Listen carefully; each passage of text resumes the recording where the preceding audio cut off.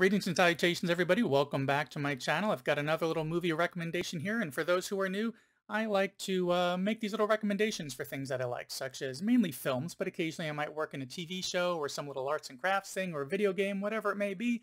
Rather focus on sharing what I like and feel is worth somebody else enjoying as well. But before I begin, be sure to give this video a thumbs up if you enjoy it, and consider subscribing and hitting that bell icon so you get a notification for when I put up new content, which is usually once or twice a week, occasionally a third or fourth, depending on what kind of content I come across and feel like sharing. While you're here, be sure to check out my back catalog, see if there's any other videos that you like, and consider sharing any of those videos or just the channel as a whole around, as it really does help a lot, as does sticking around to the end of the video. Now that that's out of the way, this is for the 1985 film Life Force, which was directed by Tobe Hooper of Texas Chainsaw Massacre fame, and the screenplay was in part adapted by none other than Dan O'Bannon of Alien fame, amongst other titles for both, of course. The synopsis for this film is as follows. A race of space vampires arrive in London and infect the populace, beginning an apocalyptic descent into chaos. Okay, well, let me add much more to this because it really doesn't cover what the film's about. So first note is that I watched the director's cut, which I have on the Blu-ray there. It's a little bit longer than the theatrical, I think by 15 to 25 minutes. There's a bit of a chunk kind of put in there. But let me go ahead and put in some more details here while avoiding any major spoilers to let you know what you're in for. For one thing, first thing you might have heard about this movie or might not need to be made aware of is they are naked. Attractive vampires who suck out energy like lightning. Another thing, the vampires got here because we came across them in space while investigating Halley's Comet.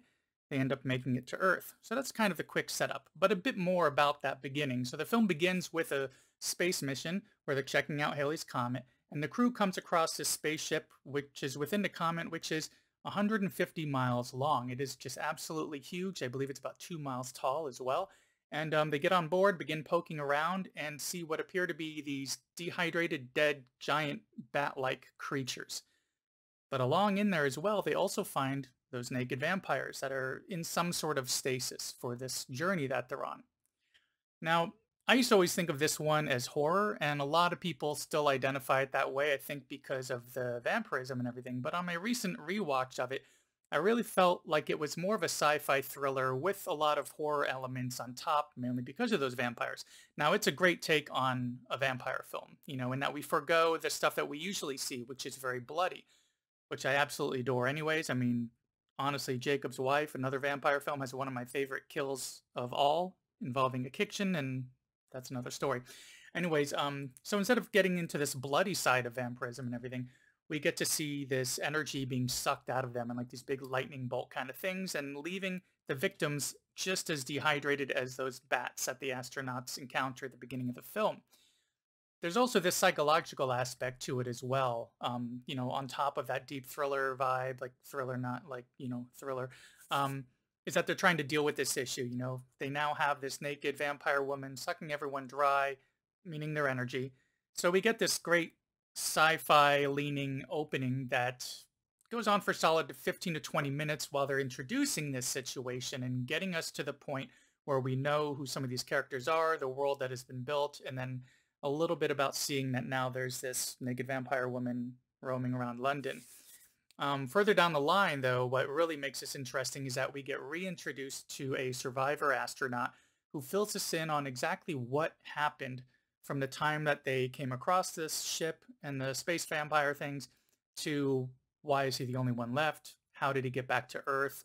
It really opens things up a lot more on this kind of hypnotic psychological side. And of course, it answers a lot of questions that we wanted to know to help us set up that last half, maybe last third at least of the film and so on.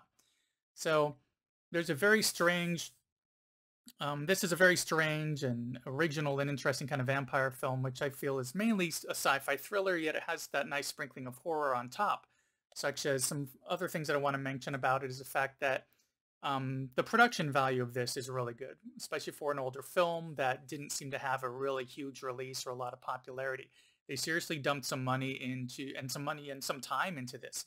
There's tons of effects, extras that are in the background as kind of like a partially fed on person. They look almost zombie-like, so we get a lot of extras being dressed up, a lot of cool special effects.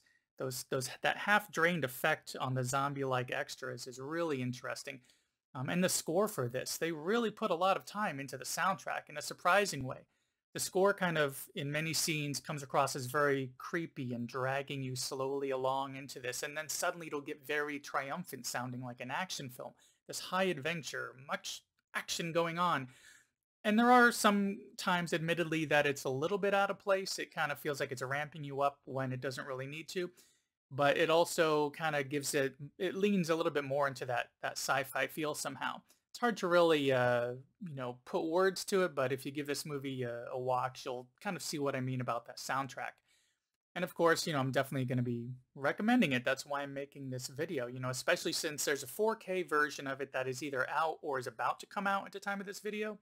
And if it's any indication as to the quality of the Blu-ray that I have already, which already looks great, this 4K one should look really, really stunning. But there's another thing about this. Let's make it all about the boobies. All about the nudity. Concentrate on that instead. You see, I feel like usually instead of hearing anything good or interesting about this film, I end up just hearing about the fact that there's naked people in it. So I don't really get anything about the good or the bad about it. Anything about how it's kind of sci-fi like with the vampire stuff and sucking out energy and this thriller and like how they're going to solve the situation. All I hear is, hey, there's naked vampires walking around. And this woman who's naked, she's really attractive and this and that. That's fine. The naked vampires from beyond the stars, whatever they want to call it. Because yes, there's nudity in it. Upstairs, downstairs, front and back. Full-on nudity as our main vampire is walking around sucking the energy out of people. It makes sense for that situation, and it's kind of explained why, the vampires look the way that they do and what's going on with this energy being pulled out of them. But, I don't know, to me, the nudity brings a sense of uneasiness, whether it's being seen as sexual or vulnerable. In a scene when somebody is being killed, it kind of changes things up a bit when I watch that to have that extra layer of vulnerability in there. So my take on it is a bit different than just being happy that I get to see a bunch of naked people on there. I like the way that this works within the story. But, the focus of this story is not the nudity. This isn't some sort of like 80s sex comedy or something. It's just one aspect of the film, which sadly appears to be the focus, and all that is remembered by a lot of people when they talk about it. They just come back with, oh yeah, the one with the naked vampires. Fine. But there's a lot more going on here. It's a very interesting little mystery. I love the world that they built with what these creatures are. I would love to see more about it. And in fact, I'm probably going to buy a copy of the book that it was based on, which I believe is just called Space Vampires. Very original title there. Because I really got a lot out of this movie, especially the fact that I'd seen it a long time ago, and it's probably 15 or so. Seen it once or twice since then, but it had been a long time since I'd seen it. So when I watched it a couple weeks ago, really got a lot out of it. I just love this sci-fi action feel that somehow has this horror on top. But yeah, I don't want to go into any spoilers. I just wanted to give as much information as I could about this movie because I'm highly recommending it. I think it's a lot of fun. I think you'll enjoy it. Speaking of enjoy, I hope you enjoy this video. Life Force is available on a few streaming services right now, and some of them are paid, some are free. And like I said, that 4K Blu-ray edition will be coming out soon, and I highly recommend checking it out. And, even if by the end of it you end up just calling it Booby Vamps from the Andromeda Galaxy or something like that. Anyways, that is it for now. Thanks for hanging out to the end, because like all that other YouTube stuff that I mentioned about liking and subscribing, it really does help the channel out a lot. And I will see you in the next one.